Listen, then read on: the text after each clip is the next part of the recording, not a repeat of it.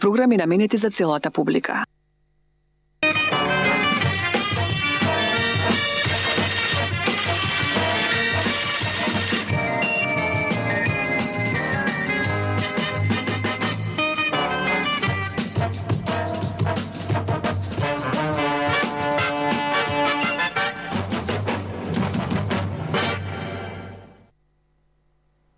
Драги мои пријатели и пријателки, добро вечер.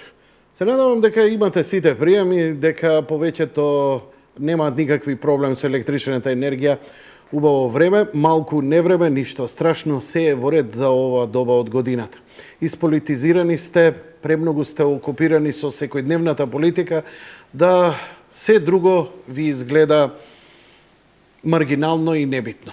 Ја еднаш направив емисија каква што ќе ја правам и вечерва со истата гостинка, но морам да ви кажам дека колку и вие да се обидувате, и ние, сите, да живееме нормално, ние сме во една ненормална ситуација. Не заради она секојдневно што ни се случува во политичката сфера, туку едноставно бавно исчезнуваме.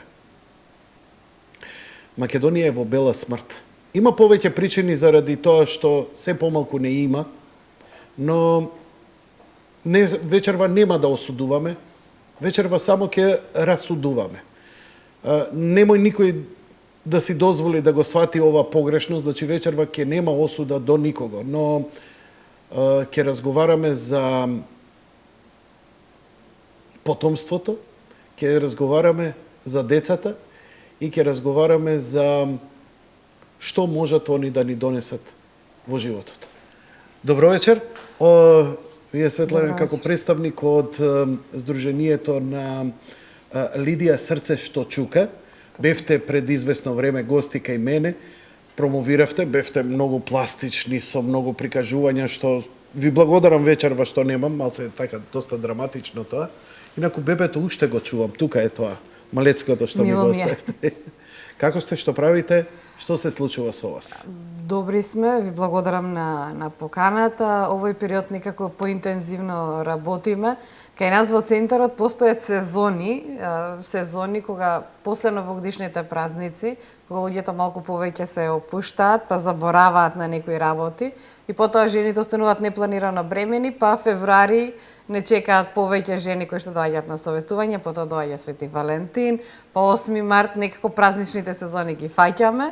Овој период имавме прилично доста работа околу советувањата, но имавме и прилично доста активности околу родителството. Овој период го посветивме на основите на родителството, како родителите да се справат со новороденчињата дома, да воспостават ред на јадење и на спиење, затоа што многу пати, особено за младите мајки, тоа им представува најголем предизвик. Браво, не знаев дека и овој сегмент го покривате. Мислев дека е тоа здравствениот систем кај нас, тоа треба да го покрива бабиците и така натаму. Па би требало, особено и патронажните сестри кога ги посетуваат мајките дома, тие би требало да го прават тоа, да им кажуваат како да ги научат бебињата да кога треба да спијат, да воспостават ред на јадење, на спиење, на играње. И тоа почнавте да го правите? Почнавме и тоа да го правиме, затоа што ја согледавме потребата, ни се јавуваат мајки, ни бараат совети и ние нормално разговараме со нив еден на еден. Чекај малку збунецу. Ја колку знам, вие бевте невладина организација која им помагаше на жените кои се во непланирана бременост, да им укажете на тоа што ги чека ако се одлучат на абортус, или да им укажете и на добрите страни на она ако се одлучат да бидат мајки, родители. Колку што јас гледам од прошлиот пат, ние не разговаравме за ова, вие ја проширивте во меѓувреме дејност. Токму така, затоа што сепак не е само да разговараме со жените, да ги советуваме и тие, например, да донесат одлука за живот, ние ги следиме и понатаму, затоа што сепак не сакаме да ги оставиме сами и понатаму во животот да се справуваат со предизвиците кои што ги носи едно мало дете. Значи, добро ве разбрав. Значи, на жените што им помогнавте да се предомислат, да се откажат од оној драматичен и драстичен чин, продолжувате додека иде... Токму, дури тие сакаат да разговараат со нас, ние продолжуваме да разговараме со нив. Браво. Да. Затоа што сепак ние ја сваќаме нашата работа не само од зачетокот на бебето и раѓањето, фактички сакаме да им помогнеме на семејството, дури, пак ќе кажам, дури тие сакаат да разговараат со нас. Се шириме и сакаме да се шириме, сакаме да ја прошириме дејноста, затоа што се јавува таква потреба. Некако нашите мајки почувствуваат дека ние сме љубезни со нив, ги сакаме, без разлика од каква средина доаѓаат, каде живеат и сакаме да им помогнеме и сега бараат помош и понатаму. И сега затоа што тие го бараат тоа од нас, кај нас се јавува потребата да вработиме психолог, да вработиме социјален работник, да вработиме лекар, затоа што на нив им е потребно тоа, а ние сакаме да им ја пружиме таа помош. Так, предпоставувам дека таму ситуацијата е малце поинаква. Тоа се вонбрачни деца претежно, нели, бидејќи ако е несакана бременост, претежно предпоставувам дека е тоа за жени кои не се во брак или нели, бил непланиран секс, однос, па ете дошло до бременост, за да не се прекине, вие им помагате и понатаму. Обично на самохрана мајка и е потребна голема помош. И на самохраните мајки да, но и на оние кои што се во брак. Да? Кај нас најчесто се жени во брак. Не мора да значи дека е во брак. Навистина? Да.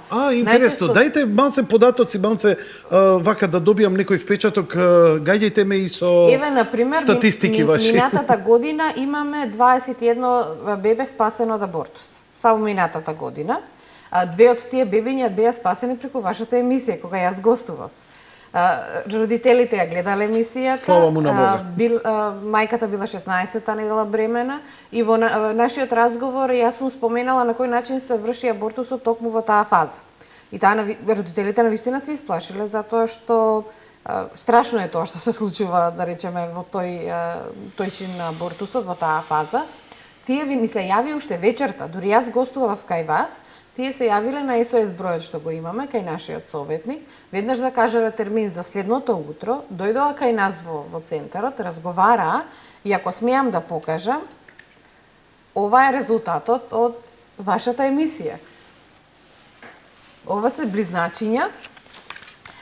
Ние сакаме, кога имаме бебиња, им даваме наши имиња кои што поради заштита на идентитетот на родителите, затоа во чест на вас ги крстивме Јана и Илина. Да, но родителите вечерва ми дозволија да ги кажам и нивните вистински имиња. Ова се Теона и Ивона Атанасовски.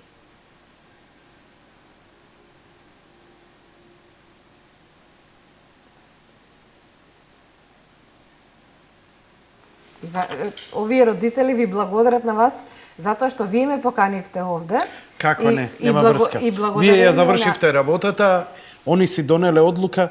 Драги родители, да сте горди, не треба никому да сте благодарни, понајмалку на мене, а да се гордеете со вашата одлука и да ги следиме, па сега кога ќе станат уметници, музичари, пак ќе дојдат овде гости, ќе ги промовираме нивните дела, некој на пијано, некој сликар, некој балерина, некој рокер, кој знае што ги чека во животот. Да. Значи, како ова е? Ова е Ивона. Ивона? Да, а тоа е Теона. Теона е... Ивона колешке по тебе, а? Да, Теона е првото девојче, по старото, а Ивона е по малото. Дури добро е што можат да ги разликуваат родителите. Што коса има Ивона да. Бушаво. Да. Срцки.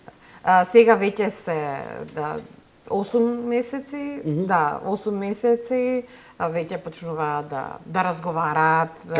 Како не, знаеме што е 8 месеци. Чекај. Тек сега кичма ќе почне, кој ќе почне да трчаш по низ. Не можеш наредните 3-4 години тешко на родителите со работот. Да. Добро, сладки маки се тоа. Дефинитивно, затоа што мајката веќе има искуство со еден пар близнаци, затоа што уште еден пар ова е близнаци втор пар близнаци, да. Ова е втор пар близнаци, така што... Добро, како се снаоѓа? 4 деца не е мала работа. Па, во конкретниот случај се работи за 6 деца, затоа што тие имаат и 2 постари синчиња, имаат еден пар близнаци и сега Теона и Ивона се вториот пар близнаци. Не им е лесно, верувајте, не им е лесно, особено на мајката. Јас искрено се восхитувам на нејзе, затоа што со 6 деца дома, таа навистина тој е полновремена работа. Мислам дека оваа жена на планетава си ја завршила својата мисија за пород, секоја и чест, и сега Ние се како да обидуваме. им се помогне на овие луѓе? Денеска современото живење, деца во суштина не се скапи, но цивилизацијски да ги уклопиш во системот бара многу Да. напори и нели, да е на село примитивно, секако се може, нели, и за без пари да се одгледаат. Но сакаме здрави, сакаме интелигентни, сакаме паметни. Знам дека вашата цел и не е тоа, но еве продолжувате и Да, ние се обидуваме не само на конкретно на ова семејство, туку и на други семејства кои што ги имаме во центарот, колку што можеме да им помогнеме. Изминатиот период имавме некоја поголема донација на памперс, така што ги обезбедивме семејствата барем за месец-два со памперс и влажни марамчиња, затоа што тоа е нешто што се троши секојдневно. Секојдневно по неколку пати. Така. Вие сте го А скапи поминале, се. знаете, да. Така што се обидуваме на тој начин да им помогнеме. Во последно време многу луѓе се јавуваат, ни донираат колички и креветчиња, така што И тоа можеме имате, и браво. тоа да им го возможиме да им помогнеме со дубалчиња. И сега конкретно со близначињава треба поприлично голем простор за дубалчињата за да шетаат, но ова семејство е навистина едно среќно Од каде семејство. се они? Од Скопје. Од Скопје. Добро. Да, ова семејство е конкретно од Скопје. Работат ли и двајцата? Да, работени се. Мислам, Одлично. мајката работи со децава моментално, затоа што е се уште на породилно боледување. Таткото е вработен, си има некој свој мал бизнис кој што се обидува да го прошири, работи. Но не им е лесно, верувајте ми, таа мајка понекогаш Добро, на вистина контактирајте испрошена. го. Ако е приватен бизнис, ќе му помогнам, бесплатна реклама кај мене неколку месеци, да му помогнеме. Ако му треба во бизнисот, еве нешто да направиме. Тие вечерва ја гледаат вашата емисија, затоа што јас денес разговарав со нив, барав дозвола за да ја прикажам сликава и да ја Сека. кажам нивната приказна. Така што ќе веројатно слушаат и ќе ве контактираат. Ви благодарам за тоа, затоа што на него навистина ќе му значи. Ако можам да помогнам, тука сум. Нема никаков проблем, ќе се договорам и со телевизијата.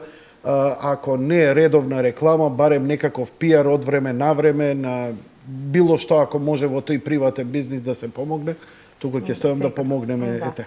Интересно е конкретно да речеме кој ова семејство, по старите две братчиња навистина се грижат за помалите. Иако одат во училиште, еве сега доаѓа летниот распуст, па ќе можат барем дел од одговорностите околу постариот пар близнаци да превземат, но навистина ги сакаат. Можам да замислам и знам дека се ако некој од младите случајно свртел, коса му се крева на глава, но во ѓувреме додека да смени канал, само да му кажам една работа.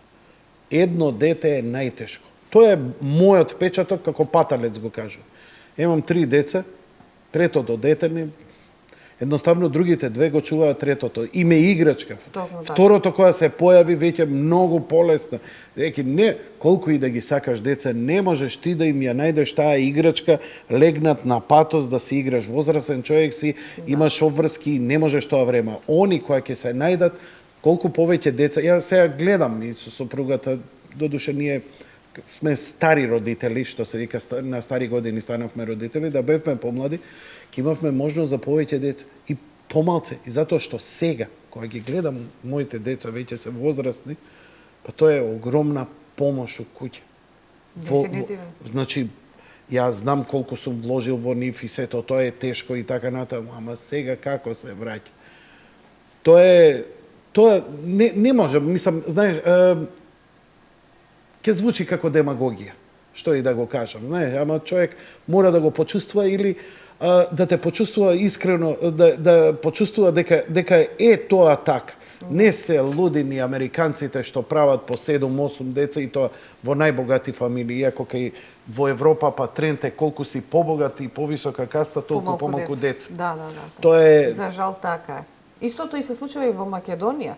Апсолутно. Фамилиите кои што имаат помалку финансии, сепак се одлучуваат да ги задржат своите деца, а фамилиите кои што имаат повеќе финансии, добри приходи, одлучуваат да останат на едно, максимум 2 деца и толку. И секоја следна бременост, доколку се случи жената да остане бремена, завршува со абортус.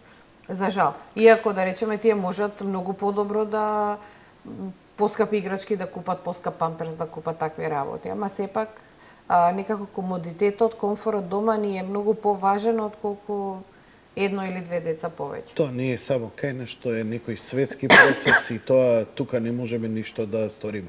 Ми рековте дека изминатата година вие имате спасено, благодарејќи на вашата активност, колку деца? 21, само минатата 21. година. Да. Значи, деца планирани да бидат абортирани,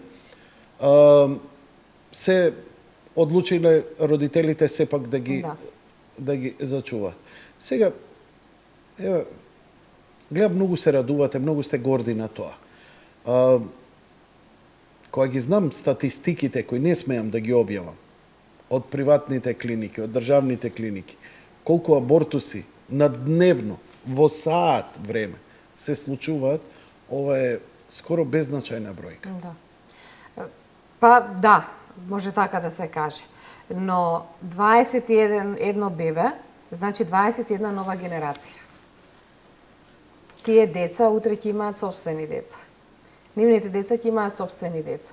21 бебе всушност е една нова паралелка во училиште. Кај нас во последно време, ако да речеме, кога јас бев во училиште, паралелката броеше 34 до 36, па понекогаш и 40 деца, сега брои едва и 20 или 15. Во некои училишта дури се случува и да нема нови паралелки на правачење, затоа што нема деца. Овие 21 се една нова паралелка во училиште. Знам и во она политичко препукување кога велеа нови училишта не се правеле, ниски биле платите, отпуштање имало на професори или намалени работни наставниците и така натаму учителите. Едноставно, кога ги праша, викаме, добро, дали сте свесни колку помалце работа има, колку затворени основни училишта има, колку помалце деца има прином. Знаете, не е се аеродром, центар и Карпош. Не е се Тетово и овие кај албанците, па е сосема различна и поинаква ситуацијата. Они се многу детни семејства. Кај нив го нема овој проблем што се јавува кај македонците. Кај македонците обично викаат економскиот, но и македонците и албанците живеат во исти услови. Да. Така е. Но од овие 21 дете поголемиот број се од Источна Македонија. Затоа што немаме центари во Штип, кој што активно работи, и се случува нашиот советник дневно да има и по 3, 4, 5 жени кои што доаѓаат на советување. Навистина? Да. Од цела Источна Македонија, затоа што Штип е на некој начин регионален центар, а и во помалите градови речиси секој со секого се знае, па жените за да избегнат на некој начин некој да ги види, некој да дознае што се обидуваат да направат, одлучуваат да одат во Штип да абортираат. Таму работи нашиот советник во клиничкиот центар и она задолжително советување што е предвидено со закон го вршиме ние. И кога разговараат жените... Значи, вие сте стручно ангажирани од Министерството за здравство... Од клиничкиот центар Штип. Од клиничкиот центар Штип. Да. Значи, имаме меморандум за соработка. Што е задолжително? Значи, секоја жена што сака да изврши абортус... Според законот, секоја жена што сака да ја направи абортус има право на задолжителен ехо преглед, задолжително советување и задолжителни 72 часа за размислување. Значи, помеѓу иницијалниот контакт со гинекологот и денот кога треба да се изврши процедурата, треба да поминат најмалку 72 часа. Има ли тука и непријатни средби? Па има. Нормално, затоа што понекогаш жените не ни очекуваат со некого да разговараат, затоа што најчесто им е кажано тоа е само формалност, не мора ни да разговараш, некој друг ќе потпише меѓу тебе. Во овој случај им се ускратува правото на жените да дознаат што всушност се случува во текот на бременоста, што всушност се случува при самата процедура на абортусот, кои се ризиците после тоа, кои се последиците. Така што за време на тоа советување, тоа се разговара со нив. Кои се можностите? Вие не ги убедувате тоа да не го направат или да го направат, туку им кажувате што се ризиците од абортусот, бидејќи не е тоа само вадење зап, туку така. Воопшто не. За жал, многу пати на жените им се кажува дека тоа е парче ткиво, кое што ќе се извади, воопшто не боли. Кој им го кажува тоа? Па најчесто се лекарите, гинеколозите, затоа што не сакаат да им ја објаснат самата процедура на абортусот, на кој начин се прави тоа. Затоа што можеби жените ќе се предомислат. И ако се предомисли? Ако се предомисли, значи помалку пари. Нема да се наплати абортусот. Ако во меѓувреме била спремена операционата сала... А тоа е еден добар бизнис, очигледно, во држава. На некој начин да. Затоа што за жал се уште се случуваат илегални абортуси во малите гинеколошки клиники и самите гинеколози закажуваат. После работно време, без соодветни услови, без соодветен персонал. Што е вашата проценка? Колку абортуси се прават во Македонија? Годишно, блиска бројка до 30.000. Тоа е на цела армија. Да. Вау. Официјално бројката е некој отприлика 5-6 пати помила. Официјално. Официјалната. Да, официјално. Као и секогаш. Е така. За жал, бројката е многу поголема. За жал. Добро, каков е тој однос? Еве, на пример, добро, абортусот кај има ли некоја разлика кај оние што веќе се родители, имаат 2-3 деца и стварно толку е и респект, нели? Можат да се фокусираат на 2-3 деца и така натаму и така натаму. За разлика од оние што никогаш не биле родители, што се помлади, што велите нова година дошло, Валентин и така натаму и да, се случило. Абортусот е абортус, независно колку години има жената. Ризиците особено кај, да речеме, првородките, кај жените кои што по прв пат остануваат бремни, кај помладите девојки, се многу поголеми. Може да се случи таа девојка, ако првата бременост ја абортира, воопшто да не може понатаму да остане мајка. Затоа што може да дојде... Ова не е некое психолошко застрашување од ваша страна, ова се медицински факти кои ги презентувате? Ова се медицински факти, да. Можете слободно да отворите медицински учебник и сето тоа да го најдете. Да речеме перфорација на матката, продупчување на ѕидот на матката. Тоа е еден од ризиците кои што се случува при самиот абортус. При керетажа? Да, да. Бидејќи системот е прилично инвазивен, прилично нема ништо суптилно изменето во однос на абортусот, некоја процедура. Едноставно се уништува, се сече, се масакрира плодот внатре, при што може со тие остри предмети кои се внесуваат во матката да се повреди и внатрешноста на... Самата кирета, значи самиот инструмент на врвот има како запци. И кога веќе ќе влезе внатре во матката, кој ќе почне да гребе под зидот за да ја острани плацентата, за да острани се што е внатре, може да дојде до продупчување. Како случајно ако се гребнеме со ногт, па можеме да се изгребеме, да се пуштиме крив. Воопшто не... Затоа што жените велат едноставно е, идам во амбуланта, поручек после дома сум, нема гајле. Да. Така било порано, така им било кажувано, така им кажувале нивните мајки, нема никаков проблем, така им кажувале нивните баби, никогаш не сме почувствувале ништо. Ма ја не познавам жена што немала абортус, ево искрено да ви кажам. Па, и постои таа некоја генерација, да речеме, од 50-тите, 60-тите години кои што се родени, кога живееле во Југославија, дури им било наметнувано 1 или 2 деца и секоја наредна бременост да завршува во абортус. Како што, да речеме, денес се прави во Кина, во тие некои комунистички земји, каде што абортусот се наметнува законски, дури им се форсираат жените да абортираат, или пак во Индија, каде што постои абортус само на женски бебиња, затоа што не сакаат да се раѓаат женски бебиња. Значи, таа некоја генерација речиси да не постои жена која што нема направено 1, 2 или повеќе абортуси. И денес таа генерација, ако видите, можеби поголемиот дел од тие жени се во депресија, а не можат тоа да го препознаат. а сето тоа може да биде како една последица од абортусот или абортусите што ги имале направено во минатото. Велите како последица од абортусот, жената знае да падне и во депресија. Дефинитивно. Ма никој не ја смета депресијата како нешто сериозно заболување. Депресија. Ќе земеш шапче, ќе се напиеш малку алкохол, ќе ти помине. Така.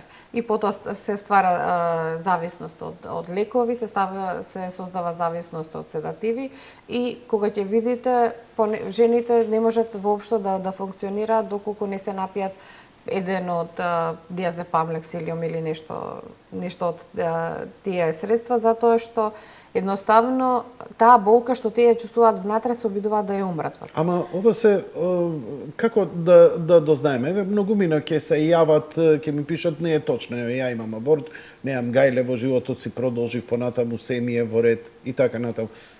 Колку можеме да знаеме како статистика, колку процентуално од жените кои после абортус имаат, еве вие велите пред се психички, еве ја велам, и психички и физички проблеми. Бидејќи повеќето од жените, особено ако се млади, они може да го поднесат тоа без последици и така натаму. Затоа и има толку многу абортуси, воопшто не опаѓа бројот. Да. Помладите некако мислат дека може да се носат со целата оваа ситуација. Овде е некакво модерно живење, ќе шетаат, ќе се забавуваат, ќе заборават на тоа. Но ќе дојде период во животот и сами жени сведочеле за ова дека веќе кога ќе навлезат во климакс, тие се сеќаваат на она што се случило во минатото. Или пак децата ќе се заминат од дома, ќе се омажат, ќе се оженат, ќе заминат на факултет, ќе заминат во странство, тие остануваат дома. И се сеќаваат дека не биле само тие две деца, можеби имало уште две други деца кои што за жал не се родиле. Што ќе се случило со нив? Постои еден така наречен ефект на годишнина. Независно дали тоа денот кога жената абортирала или денот кога требало бебето да се роди. И секоја година тој ден таа жена буквално не функционира. Не можеш да разговараш со неа, не можеш дури да ни да дознаеш што ја мачи, зошто е тоа така. Зошто ова едноставно како да е тргнато од очите на општеството? Знаете, ние додека разговараме, очекувам дека левичарските женски здруженија, АФЖ и така натаму се ќе дојдат овде да ни протестираат зошто уопште правиме муабет, дека е тоа право на жената, зошто и го заматуваме умот на жената со вакви работи. Они се храбри партизанки, они абортираат, они пукаат. Тоа е што сега ние им се мешаме во животот на жените, што ќе прават со своето тело? Одлуката е на жената. Таа одлучува дали ќе ја задржи бревеноста или ќе ја прекине. Никој не го наметнува, ниту јас, ниту моите советници, некој што е вклучен конкретно во Лидија, не го наметнува својот став, своето мислење по однос на ова прашање. Одлуката е на жената. Она што ние го правиме, ние разговараме со неа. И тоа по незина волја. По незина волја. Никого не присилуваме на сила. Ајде да се вратиме она кога е задолжителното. Кога велите тие непријатни ситуации не сакаат да разговараат. Што се случува? Колку вие имате разговори со нези и колку треба да траат тие законски минимум? Средби. Велите 72 часа, она мора да размисли. Мора да размисли, токму така. Колку пати мора да се сретне со вас? Еднаш. И колку трае тоа? По незина желба. Ако сака, може и повеќе пати. Се случувало жени да не се волуваат. Ама не може да го одбегне. Така, мора да се сретне. Ми рековте дека е задолжително. Советувањето е задолжително. Советувањето. Да, советувањето е И задолжително. колку трае едно советување временски? Може да биде 1 минута, жената да рече јас не сакам да разговарам и ние го почитуваме тоа. Така. Јас не можам. Значи нема принуда врзување за столица или мораш 45 минути да ме слушаш. Видете, ние можеме да седиме во просторија 45 минути и да молчиме. И тоа сте имале? Сме имале ситуации. Сме имале ситуации кога жената ќе влезе, ќе седне и само ќе рече јас не сакам да разговарам. Во ред. Ние сме овде за вас. Ако вие сакате да ни кажете зошто сте дошле денес, и зошто сте одлучиле да абортирате, во ред. Ако не сакате да ни кажете ништо, пак во ред. Јас не можам да ве присилам вас Значи, да ми нивната кажете. слободна волја во никаков случај не ја манипулирате, ниту ја ускратувате. Јас би била прва што би станала ако некој се обидува мене да ме манипулира. Апсолутно. Браво. Затоа што Ми се допаѓа. затоа што не можам јас да дозволам некој да се поигрува со моите чувства и со мојот став. Ако е веќе задолжително советувањето, како жените кои не сакаат да разговараат, а сепак мора да ги дознаат, нели велите по закон мора. Да. Како тогаш ги дознава ризиците од ова? Потпишува дека ги знаели, што? Ние имаме изјава која Така? што вели дека таа жена била кај нас на советување и дека одлучила и покрај сите ризици кои што ги носи самиот абортус, одлучила да ја прекине бременоста. И таа ја потпишува. Дури и ако не ви дозволи да и ги кажете ризиците. Таа, ако рече дека ги знае сите ризици, и ако нашиот советник не може да ги каже затоа што жената одбива да слуша, одбива да разговара, ние го почитуваме тоа. Колку вакви консултации сте имале? Конкретно кога жената не сака да разговара? Не, воопшто. Колку вршите дневно вакви консултации? Вие сте единствени консултанти? Во Македонија сме единствен ваков центар. Така? Инаку во самите болници овие задолжителни советувања треба да ги вршат социјалните работници, психолозите и лекарите. Така. Колку тоа тие го прават, тоа оставам на нив и на нивната совест. Значи, сакате да ми кажете дека многу од клиниките кои вршат абортус, државни и приватни, иако законски е, ова е проформа да дури и не се ни извршува. Па, не можам да шпекулирам дали е точно или не, но се случува. Затоа што има болници каде што јас верувам дека се почитува законот. Секако. А има веројатно постојат и каде што се обидува на Ја не сакам да ми заобиколи. објаснувате закон, сакам да излечам шпекулации колку е можно повеќе од вас. Затоа што секогаш шпекулацијата е она сивото што законот не го покрива, а чаршијата уште помалку. Така што мораме некоја представа да имаме што се случува. Што е со младите девојки? Тие некако како да знаат како да се заштитат, иако се случува доста непланирани бременности и кај помладите девојки, но самиот пристап до интернет, самите паметни телефони, постојаното твитање, читање, такви работи, им дават и повеќе информации. За жал, понекогаш и погрешни информации добиваат, особено за она дека нема никакви последици, дека нема... Има и такви портали кои тоа... Се разбира, затоа што можете, например, да напишете абортус и да ви излезе дека после тоа нема воопшто никаква последица и не дај Боже да се случи таа девојка да абортира, после тоа да настанат компликации и никогаш повеќе во животот да не биде мајка, таа нема да ги обвини нејзините родители, да го обвини таткото на бебето, ќе ги обвини порталите кои што ја дале погрешни информации. Затоа што можела и поинако да одлучи, можела да одлучи да го задржи бебето и да го даде понатаму на посвојување, ако веќе не може да го чува, а сепак некој дал погрешна информација дека абортусот е само една обична хируршка процедура која што се завршува, после тоа си одиме на кафе, никому ништо веќе е завршено.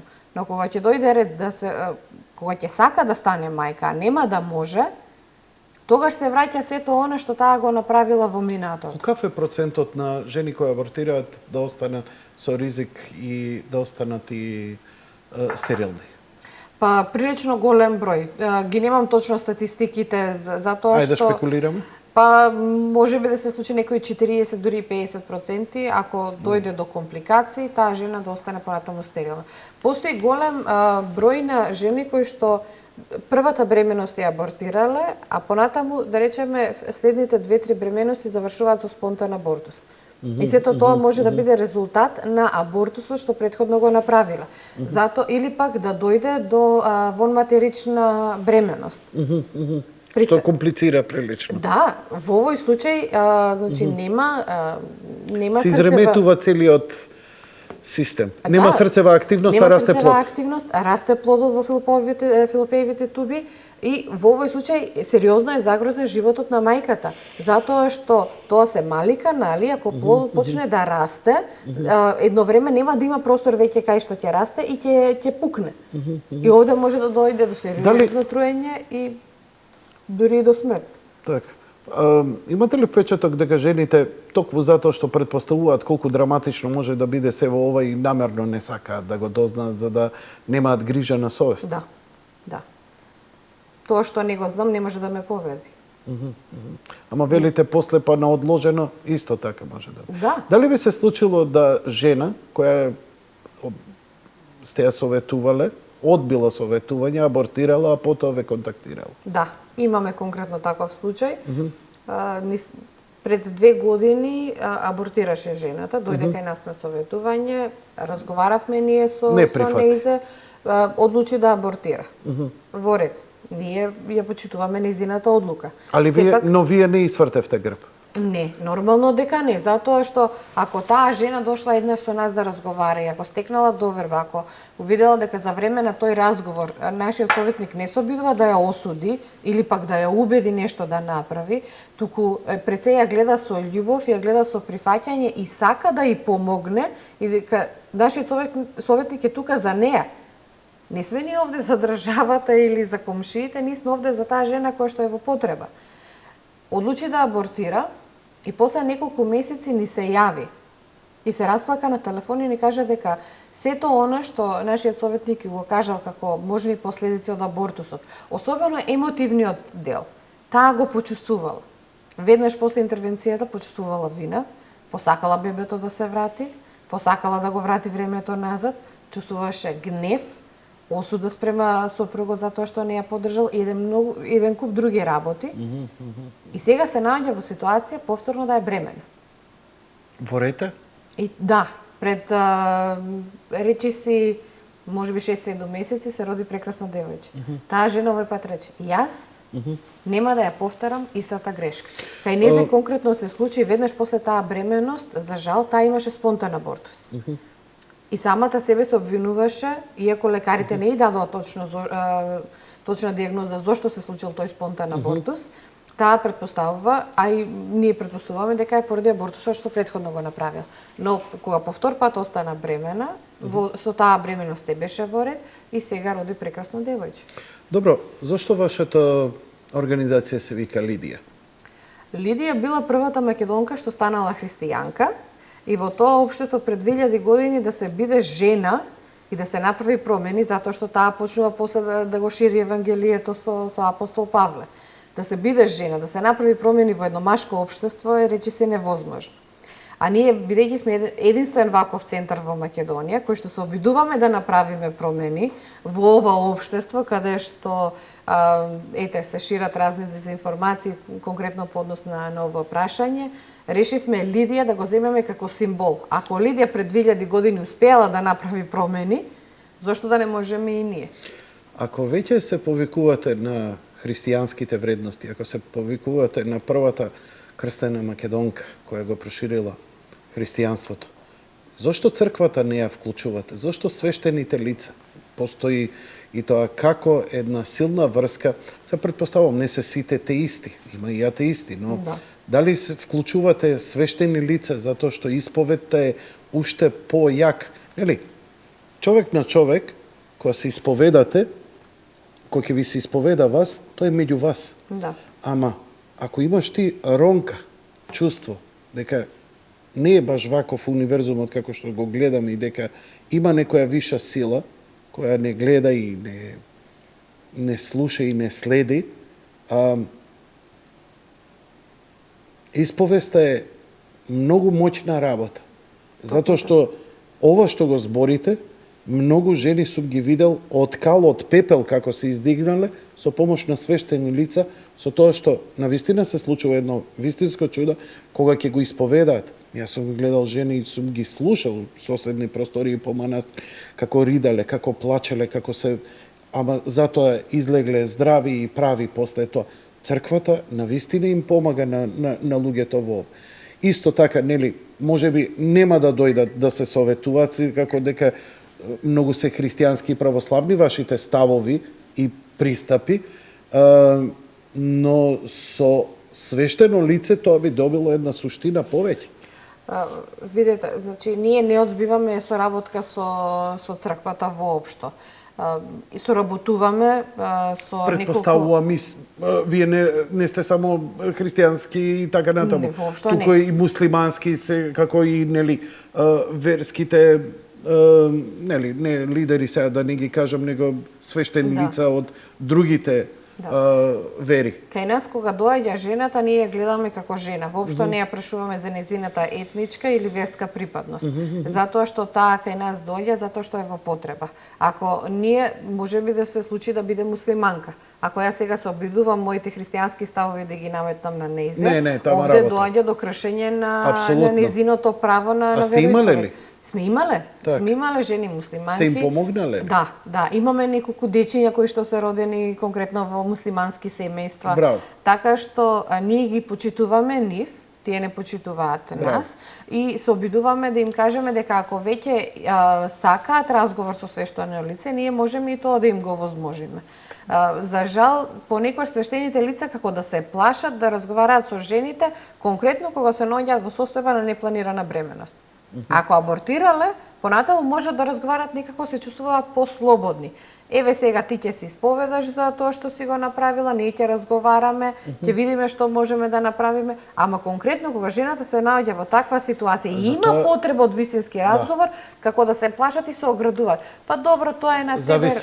Зависи од кој свештеник од Се каде. разбира. Веќе на монах да налета, сигурно нема така. Да. Едно е градски поп, друго е монах, а и меѓу градските попови има разлика. Луѓе се не се тоа униформирани лица со иста програма, не секој може да ја спроведе. Како ве контактираат? Да, повели? Се извинувам, ние соработуваме со неколку свештени лица од Македонската православна црква. Исто така соработуваме и со неколку пастори од евангелско-протестантските цркви. Браво. Затоа што го почитуваме правото на вероисповед и ја почитуваме таа жена.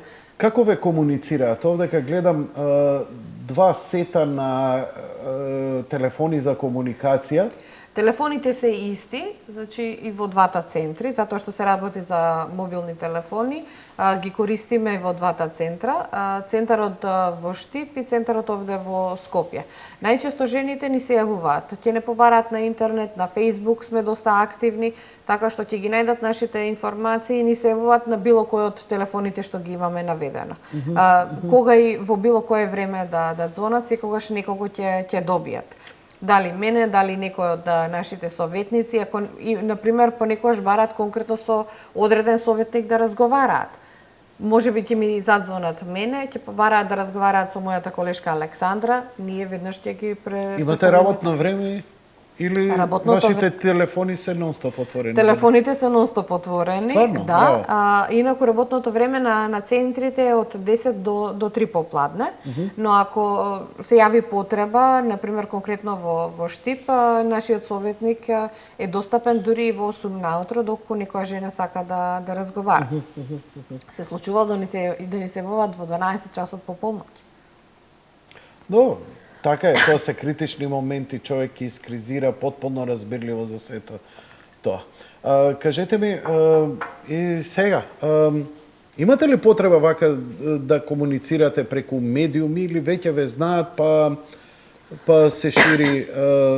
Како е, мислам, имавме некоја иницијална средба овдека, благодарам, нели, среќен сум, што, било катализатор, нешто да се случи нешто убаво, но во секој случај веќе се пуштили тој глас, ве знаат ли Facebook, нели интернет и така натаму? Да, Лидија Срце што чука или Центар Лидија веќе поголемиот дел дури од медицинскиот персонал знае за нас.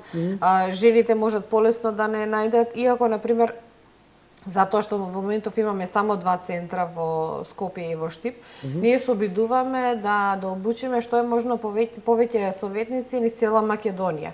Затоа што ако на пример се јави жена од Прилеп, да не мора некој од нас веднаш да пали кола за да отиде до Прилеп, туку во рок од 10-15 минути веднаш ќе има личност која што ќе биде достапна за да разговара со таа жена. Или пак, доколку жената не сака лично да разговара, ние имаме и такви телефонски повици.